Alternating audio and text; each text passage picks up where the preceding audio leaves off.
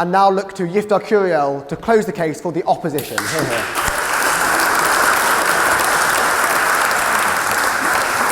Thank you. Thank you. It's an honor to be here tonight. I can't avoid reflecting on Gideon Levy. I think Gideon has a lot in common with the magic wand guy who was just here before. I think that the belief that peace is simply in Israel's gift, and that if tomorrow we would all lay down our arms, the Middle East would be just a great place, is one of the obstacles that's prevented us from having peace until now. And if you want proof, I'll give you proof.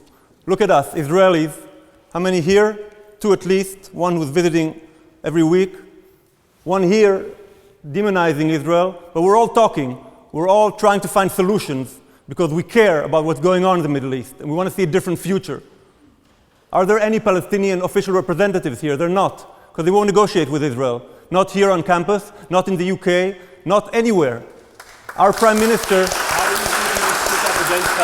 Our Prime Minister, with all the criticism that you can lay against him, has called for direct negotiations. Again, here in London just a few months ago, and just as recently as 2 weeks ago. No response has been forthcoming. But we're here to talk about the two-state. And we have to talk about the Middle East. If we look at it today, we see borders being erased in front of our eyes.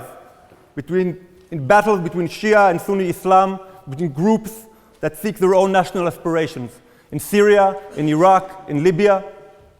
If the past 3 years have taught us anything, is that there is no vacuum. A decision not to act, a decision to deny a certain opportunity can have just as severe ramifications as a decision to act. And we have to ask ourselves, what is the meaning of declaring the two-state solution unattainable or dead? Are we advocating a one-state goal? Because the one-state goal, which is mentioned more on European campuses than anywhere by actual people in the Middle East, has already been tried, and it's called Syria. It's where Sunnis and Alawites and Druze and Shiites shared one country. It worked only under a ruthless dictatorship, and today it's bringing about extreme bloodshed and suffering, including massive displacements, with implications reaching deep into Europe, as you all know. And we know Syria wasn't the only victim of the drawing of lines by colonial powers. The 47th division between Israel and Palestine was far from perfect, with Jews and Palestinian Arabs living on both sides of the newly declared border. We know that the war that erupted as Arab states refused to accept Israel and sought to destroy it, saw hundreds of thousands of Palestinians displaced, as well as Jews who were kicked out of Arab countries, expelled, and found their way to Israel. But we have to be fully aware that dwelling on past wrongs by the British, by newly formed Israel, by the Arab countries, is going to get us absolutely nowhere. We have to look to the future. And today, in the area between the Mediterranean and the Jordan, there are two distinct peoples, each with their own national aspirations and a right to self-determination. Now, that's been the main objective of the Palestinian liberation movement. For many years, it was aimed to create that state on the entire territory instead of Israel. That's still the aim of Hamas and some other groups, both in Israel and abroad. But the recognized Palestinian leadership, if it was here today, it would be probably on our side, has been advocating a two-state solution for many years, as have Israeli leaders. And we were very close to agreements, despite what Mr. Levy says. Chief Palestinian negotiator Saeb Erekat said as recently as last year, there is no such thing as the one-state solution.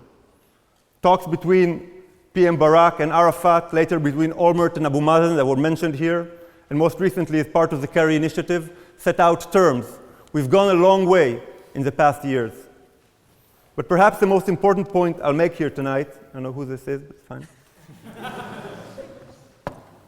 is that this realistic goal is the one supported by the majority of the populations on both sides. This is why a two-state solution is the only viable goal if you actually choose to listen to the people on the ground. Israel, on its part, has proved twice in the past that it's capable of taking difficult decisions, carrying them out to the letter. If we talk about settlements as one of the main reasons here why the two-state solution is impossible for some reason, Israel withdrew thousands of people from settlements in the Sinai to achieve peace with Egypt. And in 2005, it withdrew many thousands of settlers from Gaza. Sorry, no thank you. And I think that previous rounds of negotiations, as has been mentioned here, made clear that settlement blocks would remain within Israel, with appropriate land swaps being made. And this, again, is not me saying so. It's things that have been achieved already and have been agreed upon with our Palestinian counterparts, Palestinian negotiators.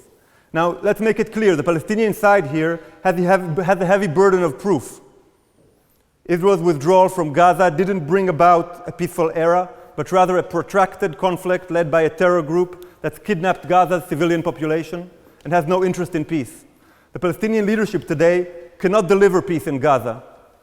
You people on this side know that very well. That's why you keep talking about Fatah. And many rightly question whether Palestinians can deliver peace in the West Bank. But these are not reasons to give up on the idea, especially when you consider the motivations of those who are eager to declare the impossibility of two states. Who are these people? They are generally those who believe they can somehow get rid of the other side. They are those who want to see the Jewish right to national self-determination nullified within a non-Jewish majority, an experiment that's gone so badly wrong across the Middle East, they'd like to replicate that in Israel and Palestine. It's a misguided idea that's not going to get us anywhere simply because Israel is here to stay, as are the Palestinian people. And by the way, we're always going to be neighbors. We do business, we cooperate on security, on medical issues today, on practically everything. There's no going around that fact.